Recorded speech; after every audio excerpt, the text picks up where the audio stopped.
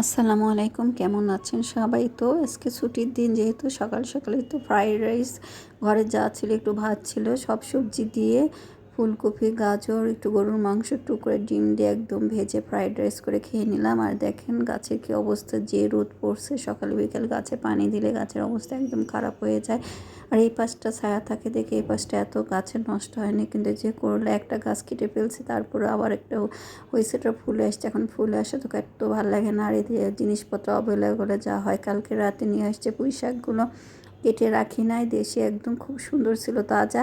বাইরে রাখছি, কেমন জানি হয়ে গেছে। পাতাগুলো বেছে বেছে ডাটাগুলো আঁকাগুলো নিলাম। আর একটু বাজারের দিন যেহেতু, এই যে ছোটো মাছ মিশালা বাজার নিয়ে আসছে, তেলাপিয়া মাছ নিয়ে আসছে আর চিংড়ি মাছ নিয়ে আসছে। এখন এগুলো ঠিক করবে, এখনও পর্যন্ত খালা আসলো না, দেখা যাক কী করে। আর সবজিগুলো নিয়ে আসছে পটল, ফুলকপি, সিম, ধনে পাতা, মূলা, শীতের যত তরকারি আছে সব নিয়ে আসা শুরু করে দিছে। এত পছন্দ তার সবজি। আর এই তো মাছগুলো আমি কেটে ধুয়ে নিলাম। খালা এখনও পর্যন্ত আসে নাই, মানে যেদিন মাছ নিয়ে আসে সেদিন তো বাড়িরও গন্ধ হয়ে যেন ভিতরে ভিতরে ধুক ধুক করে। আমি সম্পূর্ণ তরকারি সবজিগুলো কেটে ধুয়ে এখন সবগুলো মেখে মেখে উঠে দেবো, মানে রান্না করারও সময় নেই এখন, ভালো মতো করে কষে টষে। তো যেহেতু সবজি তরকারি আর টাটকা ফ্রেশ তরকারির জন্য একদম সিম, মূলা, ফুলকপি কেটে তো মেখে দিলাম সব মশলা দিয়ে। এই তো সব কিছু মশলা দিয়ে ভালো করে মেখে নিলাম, তারপর কাঁচা মাছে দিলাম, যেহেতু টাটকা মাছ আজকে নিয়ে আসে এজন্য একদম ভেজে দিলাম। আর এদিকে ভাবলাম শীতের তরকারি, তার সাথে কয়েকটা কুমড়া বড়ি দিয়ে দিলে ভালোই লাগে খেতে। তো একবার তরকারি মেখে নিয়ে তো কুমড়া বড়ি ভেজে উপরে দিয়ে দিলাম। আর মাখানো তরকারি খুব তাড়াতাড়ি হয়, সময় হয় না। এটা পুঁই শাক কিছু নিয়ে আর মিষ্টি কুমড়া ছিল, সেটা দিয়ে একদম চচ্চড়ি করে ফেললাম। এই হলুদের গুঁড়া, মরিচের গুঁড়া, লবণ দিয়ে একবার মেখে নেবো। এটা কয়েকটা চিংড়ি দিয়ে দেবো, কারণ ওই মাছটা তো খাবে না এরা। ডাল আছে, করলা ভাজি আছে, তো এগুলো দিয়ে হয়ে যাবে।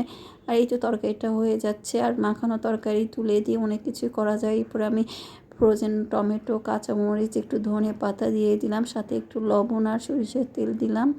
এটা দিলে নাকি তরকারির স্বাদ আরও বেড়ে যায় আর তাড়াতাড়ি সিদ্ধ হয়ে যায়, টমেটো, ধনে পাতা এগুলো। তো এই তো একটু তেল দিয়ে আর একটু বলক উঠে মাখা মাখা হলে নামিয়ে ফেলবো। তরকারিটা একটু ঝোলঝোলি করবো, একদম মজা লাগবে স্যুপের মতন।